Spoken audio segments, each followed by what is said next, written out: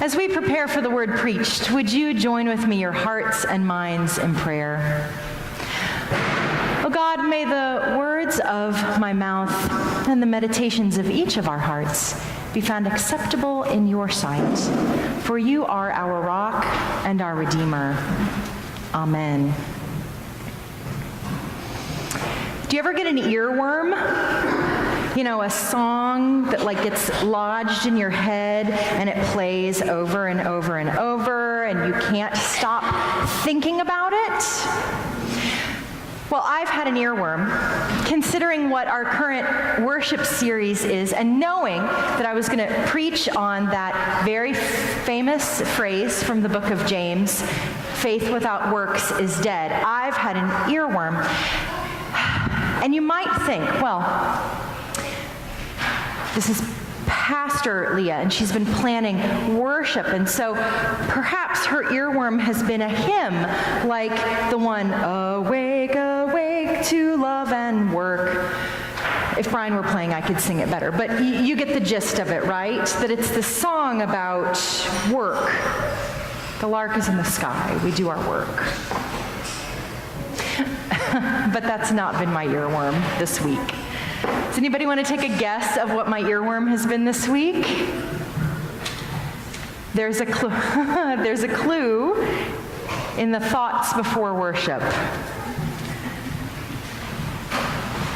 All week long, as I've been planning worship, the only thing I can hear in my head is RuPaul saying, "You better work, cover girl, work it out, give it a twirl." See how I know that better than I know the hymn? Probably says something, right? So I thought about this for a little bit, and I thought, well, now we could talk about the Greek language today. We could talk about the word ergon and how that means to work, and that's what James is using here. But actually, it seemed more applicable if we would talk to some drag queens and find out what they meant about work. So I reached out to some drag queens that I know, you know, like you do whenever you're planning a sermon. My friend Maggie talked with one of her friends who is a drag queen, who was very pleased to be asked about this word, especially for a sermon. And Miss Dixie-licious wanted you to know that she loved this, and that the term work is an accolade of praise. It is an accolade of praise, and whether someone is on stage performing, and you're just really into what they're presenting, or they're just out and about in their everyday life, and you say, work, you're giving them an accolade of praise. You're letting that person know that you appreciate what they're doing and the essence of what they are giving off. What would happen, friends, if people walked by our church, whether we're out in the community working, or we're out in our parking lot handing out hot dogs, or we're welcoming students from the university, or we're at Pride Fest handing out those little hearts, and people said, "Work, you are working it." That earworm got me thinking, and I went to look up the lyrics.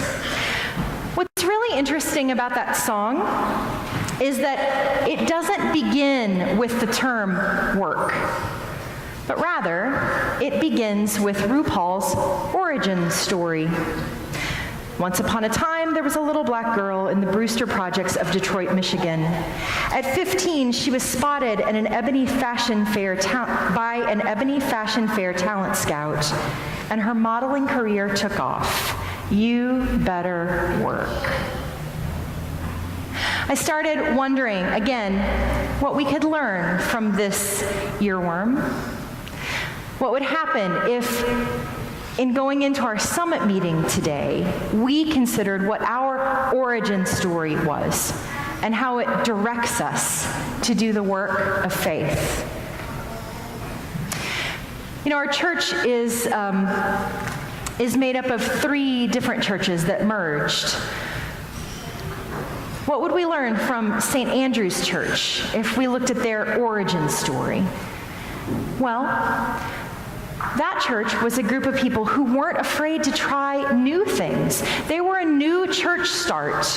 They didn't have any common history together. They were young families who came together to be a community of faith. Friends, what would it look like if we worked our faith in that way? As a community of people who weren't afraid to really be brave and try brand new things.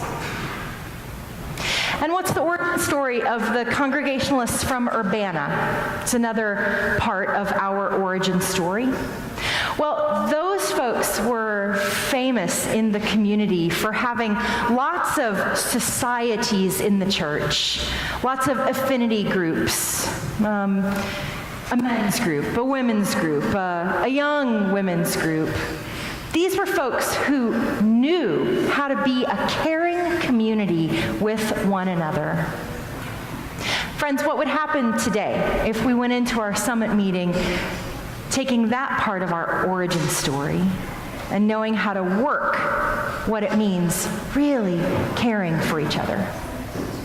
Something that we already do quite well. And of course, the last of the three from our origin story, the Congregationalists from the Goose Pond Church. These folks were famous for being abolitionists here in Illinois and for inviting Abraham Lincoln to come and speak from their pulpit. These were people who knew that justice is what love looks like whenever it's lived out loud. It wasn't something that they knew just in their heads. No, they knew how to work it. They knew how to take the very essence of what they were and to put it on display. Friends, we see bits and pieces of our origin story at every turn. What would it look like today for us to be brave about the work of faith? To do so knowing where we've come from, and to do so listening for God's call for where we are headed. It was about 100 years ago that our forebears, the folks from the Goose Pond Church, discerned a deep call to move to this place so that they could be in ministry with university students. We have been working that part of our call for 100 years. What would it look like for us to do that in bold and brave new ways? That's our question for today. And so I would invite you, as you consider how you work it, to pick back up that gear that you were given on your way in today.